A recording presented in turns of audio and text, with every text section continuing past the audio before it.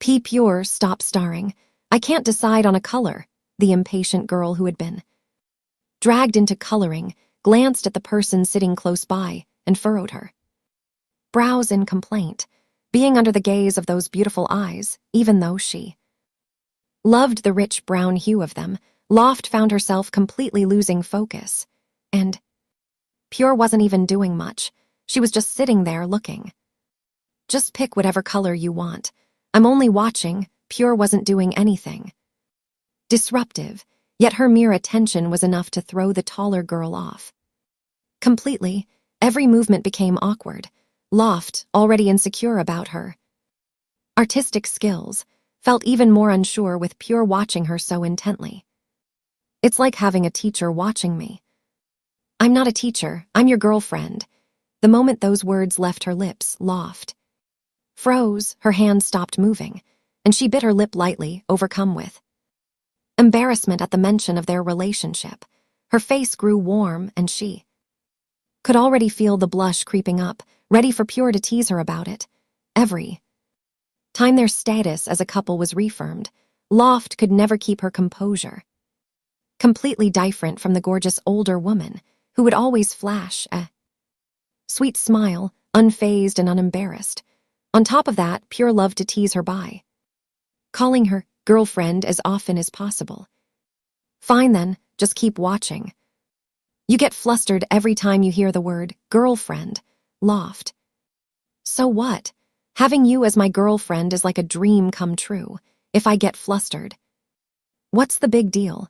She could firmly say it was beyond expectation. Loft had never imagined she'd have this day, the day when someone who once saw herself as an outsider, as someone who came second, could call Pure her own.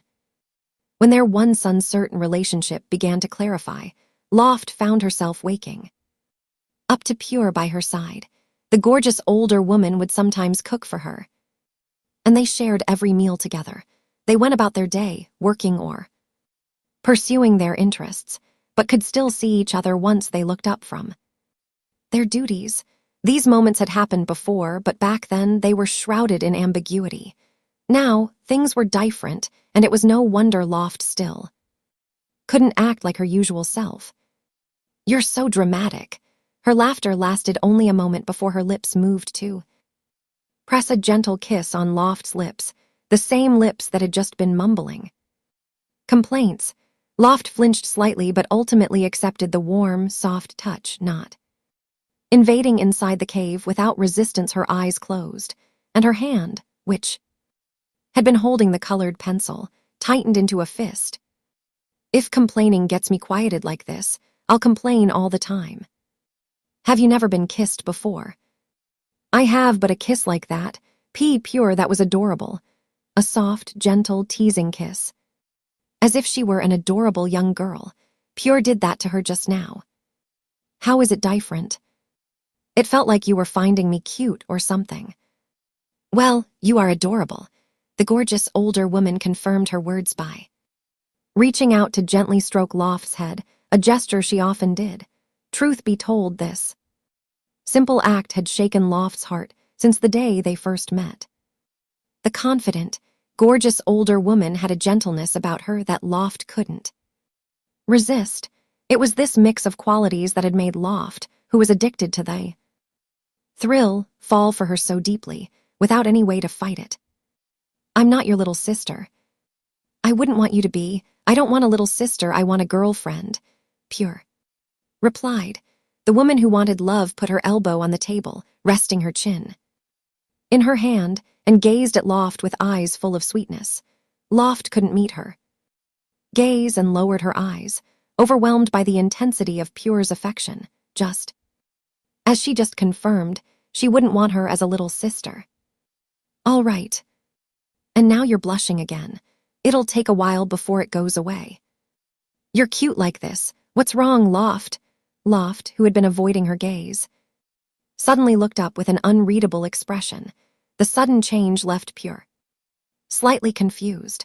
The beautiful woman, who had been smiling warmly as she complimented the girl, adjusted her tone and demeanor to match the seriousness she saw in Loft's eyes.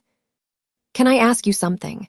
As she basked in the warmth of their moment, Lofts' thoughts drifted to a certain someone. She hadn't asked much about the details of Pure's relationship with Air, partly because she knew it would be painful for the woman to talk about, but also because it hurt her too. It was a memory she wanted to erase but couldn't. She didn't want to remember that her happiness had once been built on the sorrow of the older woman. Yet, those memories remained vivid. Ask away. You rarely ask me anything, even though there are so many things you could be curious about. I'm not really curious. I don't know. It's just that when you're here, I don't really care about anything else. Perhaps it was her way of protecting herself, or perhaps it was her way of escaping the guilt. Loft chose to focus only on the happiness of having Pure by her side, rather than dwelling on thoughts of a third person. You should ask sometimes, you know. How did you end things with Air? I apologized, cried. Then I told her I couldn't go back. Pure's face was visibly clouded with sadness. She wasn't trying to hide anything. Not even a little. The beautiful woman let her emotions show, and Loft could feel the deep pain lingering in her heart. Loft had no idea when, or if the two of them would ever truly move past this emotional scar. If that person isn't Air, how would things between us have turned out? There was no denying that because it was Air, the situation had reached its conclusion as smoothly as it had. Air hadn't tried to hold on to someone whose heart was no longer with her. She hadn't lashed out or guilted Pure further. Instead, she had offered guidance like the kind woman she was. Pure couldn't even imagine what the outcome would have been if it hadn't been Air. How would the tangled mess between the three of them have ended? Who would have been left heartbroken and who would have found happiness? Or perhaps no one would have gotten what they wanted. Air makes everyone else's problems easier but her own. She always makes them harder. Because she loves you, Pure. No matter what happened or what decisions Air made, one thing was certain. Air loved Pure. She was steadfast in her feelings, not even once. She had remained steadfast in her love for her younger partner, even when she was in the role of someone else's wife. She loved with integrity and respect for everyone involved. But you love me too, don't you? I love you, Pure, and I'll show you just how much, if love could be measured by time. Loft's love might seem lighter compared to someone who had built a relationship over many years, but she was certain her love for Pure was no less than anyone else's. All she asked was for Pure to watch and see what she would do from now on. Then that's enough. Over time, maybe we'll feel less tormented by guilt. In the future, it might just be a faint ache when we think about it. Love doesn't always have to be complicated, but why do you always end up choosing the hard path? Simple love, then you'd have to love someone else, not me, Pure teased her sweet smile designed to reassure Loft that choosing to love her, complications and all, wasn't a mistake. That's true. With some people, even when they seem to have a messy future ahead, there was always something that pulled them in, urging them to get involved. Loft had felt that way about Pure from the very first moment they met. She had known the road ahead would be dark, yet she had boldly jumped in, unafraid of the pain. And even after facing heartbreak not long ago, she hadn't learned her lesson. She hadn't let it stop her. Given the chance to reconnect, Loft had made the same decision again. For some people, it was worth sacrificing so much just to love them, and for Loft, Pure was that person. Do you think you made the wrong choice? No, I don't. It's good this way. Then I hope you'll find happiness on the path you've chosen. You can create my happiness, Pure. If I can, then rest assured. From now on, you should be happy. The hot coffee cup was set down on the table after a sip. Lamp glanced at the woman sitting across from him, his brows furrowing slightly. Air didn't look as cheerful as he'd imagined she would. In fact, she seemed visibly sad. After finalizing their divorce, informing their families, and dealing with the ensuing chaos, they had reached a conclusion that, while not beautiful at least. Freed someone who had been trapped. Yet, instead of appearing better than this, his ex-wife seemed the opposite, which left Lamp confused. "We've divorced now. Why are you still sitting there looking like that? Did your parents say something to you?" Though his tone was teasing, his concern was genuine. He had no idea what harsh words Air might have faced from the family. After their divorce, what could they do? "You're the one who asked for the divorce," the petite woman replied with a shrug, though in truth, she had endured countless hurtful remarks. "They must have said a lot to you. That I didn't take care of my husband, that I wasn't attentive enough. The divorce had been entirely her fault in her parents' eyes. They believed she hadn't cared for her husband properly, hadn't been charming enough to keep him, and had ultimately caused the downfall of their prestigious family name. To them, it was a loss so great that their useless daughter could never make up for it. Air, attentive, that's laughable, the minds of those elders," Lamp said with a chuckle. He couldn't even imagine Air being doting or attentive. It had never happened and never would. "Well, it's what I was supposed to do, apparently. That's the only thing in their minds. And what else is bothering you?" "I got dumped." "Got dumped," Lamp repeated the reply briefly. He knew Air had divorced him too. Returned to the owner of the pottery studio. But why was she now saying she had been dumped, and with such an emotionless expression? "Yeah. You mean, Miss Pure." That name still held such significance over her heart. That Air's heart trembled at the sound of it. From the night they talked it out and sorted the messy relationship they kept dragging on, Air didn't meet the talented artist ever again. She couldn't take it, that was. She didn't bring herself near the younger woman at all. She knew she wouldn't be able to hold her tears at the sight of her former lover, so she ran away to heal her scar, figuring it was better than struggling for more wounds. And as she had cut all contacts with Pure for quite a while, she had no idea how the woman's love life was going. She had no idea if the girl was happier. Even though she cared for the girl, she had no energy left in her to extend her caring, because she was wounded pretty badly herself. "Yes, I was too late. So it's my fault for dragging things out." He had already felt responsible for it, but now guilt was creeping even deeper into him.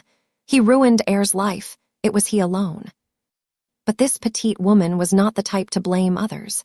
She would gladly bring everything upon herself, as she always does. "Don't feel guilty. It's something I have to accept. You seem so at peace with it." "What else can I do? And what about your plans to resign? When will that happen?"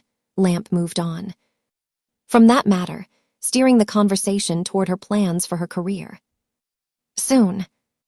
Won't your parents try to stop you? From resigning, I mean." "They probably won't care. They think a daughter like me would fail and crawl back anyway." She knew how her parents thought. Even if she resigned, they would not be that troubled by it. Plus, they were certain that a good-for-nothing daughter like her would come crawling back, begging for forgiveness. "And what's your plan after that? Are you going to tell my parents?" "I love you more than your parents, Air." "You're confessing so bluntly," Air said with a laugh, unable to suppress her amusement at Lamp's straightforward confession.